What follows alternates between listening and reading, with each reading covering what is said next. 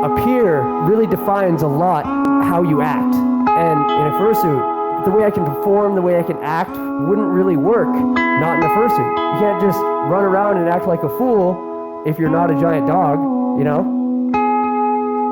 This con is my personal favorite. I mean, if I would put a favorite, it would be this con.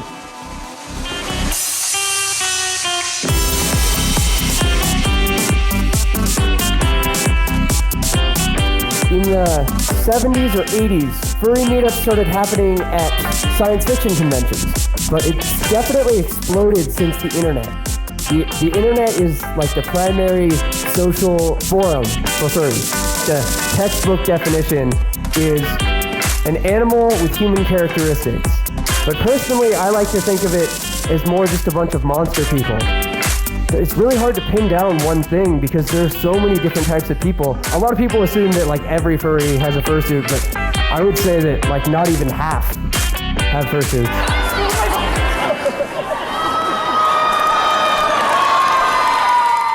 To me, a fursona is some people will take a combination of whatever animals that they feel closest to, feel favored to, or just generally like, try and combine the best traits of that into the best traits of themselves into something new, something great. The best of both worlds created into one.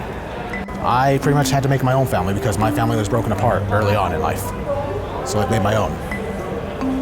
And I found it easier through the fandom. Yeah, I felt like when I found this place that I came home. That's kind of what it felt like, because it was just this big culture that was so loving and open. When I meet someone who's not a furry, I definitely don't tell them that I am a furry. I feel like there's a bad conception of us that kind of creates a wall between our culture and like mainstream culture. Hey, sex sells, you know? That's what people want to hear, so that's what they're gonna hear. Yeah, sometimes I feel like I do gotta hide this because there's a lot of stigma behind it. A lot of us will try and say, oh, we're not all like that. No, we're not this, we're not like that. No, not a lot of us are like that. But something we do gotta accept is that does exist there. Yeah, it seems really weird to people, grown men, people older than me in those weird ass suits. Really, it is just for fun. Really, it is just for community, just for connections. Dude, what does your family think about the whole furry thing? I've been weird since like, I don't know how long. They got used to me being gay, and then they got used to me doing this and doing that, and now the furries, and so they're not even phased. It is a lot of work to walk in a suit. It is. You need somebody to help you move around. She tells me when there's kids around, because I can't see anywhere down here. When I need water, she puts it in there somehow. She figures it out. She's got my back.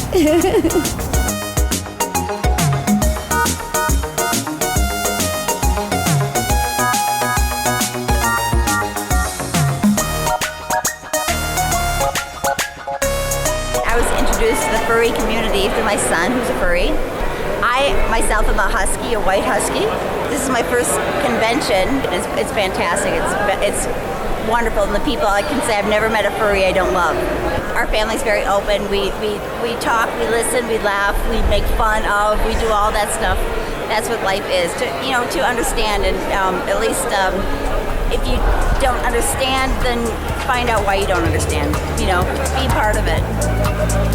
Sometimes when people go to these cons, they can just kind of escape their real world for a few days and just enjoy just that animalistic closeness, just that otherworldly nature, just another person, another identity, something else completely, just for a little while. And as long as those people remember that, yeah, they got to come back, then they're going to be fine.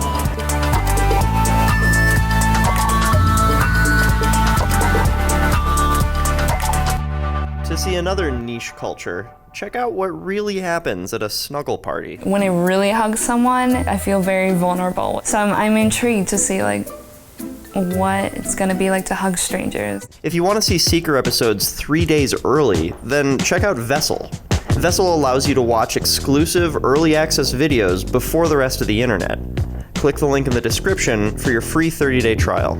If you want to see more stories from around the world, be sure to subscribe. Thanks for watching.